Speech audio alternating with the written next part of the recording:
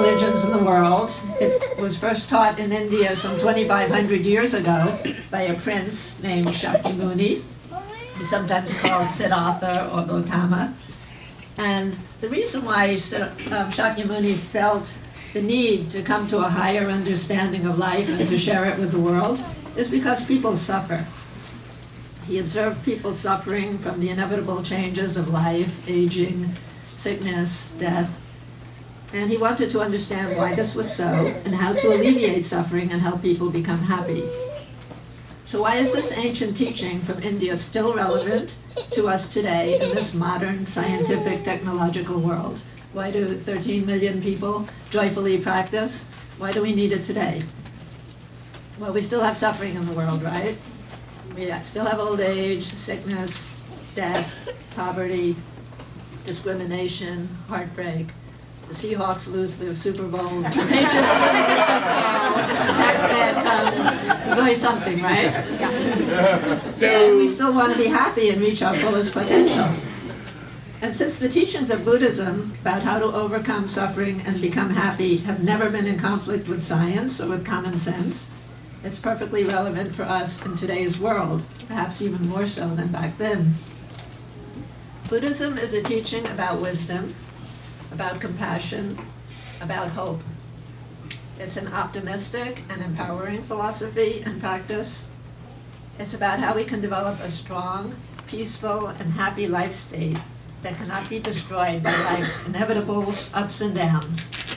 It's an absolute happiness that's not dependent on things out there happening to us, but it comes from within. It teaches a way to overcome our problems and to create victory in our lives.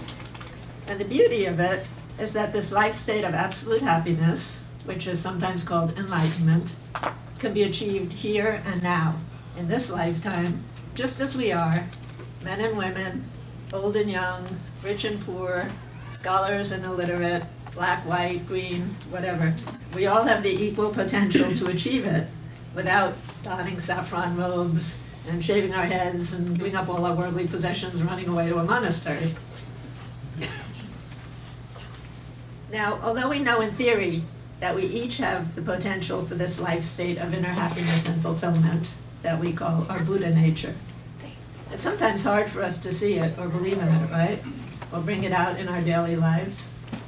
So what this practice also does then is provide a methodology for us to access this life state and make it our predominant way of living and seeing the world.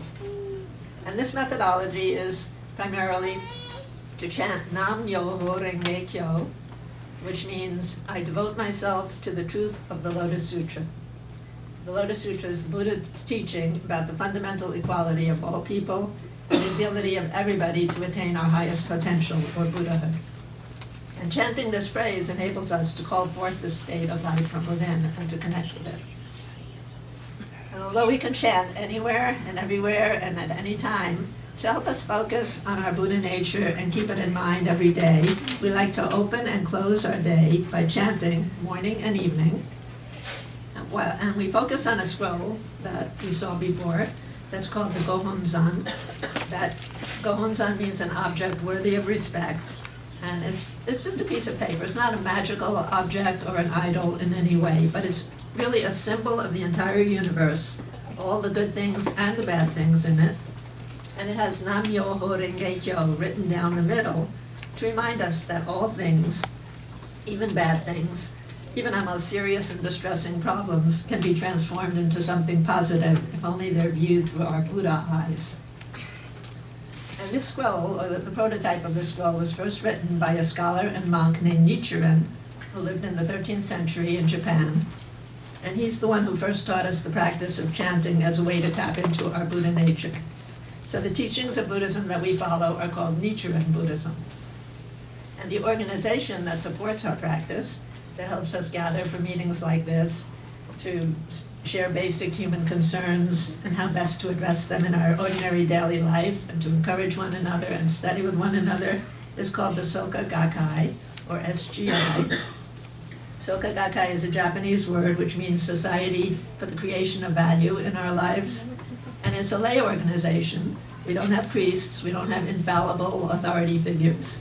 We do have some wonderful teachers, such as our current president, Daisaku Ikeda, and the previous president. And they've written some marvelous writings. And there are people, as Kevin said, who chant and practice this Buddhism now in 192 countries and territories throughout the world. So no matter where you go, you'll encounter somebody else who chants. And finally, beyond benefiting ourselves, this is a very outward-looking and humanistic practice that bases itself on respect for life, respect for all living beings and the environment. So by chanting and dialoguing with others, we're not only transforming our own life condition and overcoming our own problems, but we're also helping to create more harmonious families, communities, and a more peaceful and just society. So we hope you'll find this meeting interesting, intriguing, inspiring, and want to learn more about this practice, which is really very simple, but it's also very profound, and how you can do it yourself. You'll also learn a bit more about it through hearing people later in this meeting sharing their experiences about how they have used this practice in their lives. The benefits of chanting can happen very quickly. It doesn't take years and years of assiduous practice, so we hope you'll want to try it for yourselves. And we're a very friendly and diverse group. If you look around, you'll see people of all ages and colors and persuasions and cultures. And we love to talk about this practice, so don't be afraid to talk to the person next to you or anyone here. We'd love to get to know you, to chat about Buddhism, find out a little bit more about you. And we also have a great bookstore just outside this room at very readable materials to help you get started and learn more about Buddhism. So enjoy the rest of the meeting. Thank you.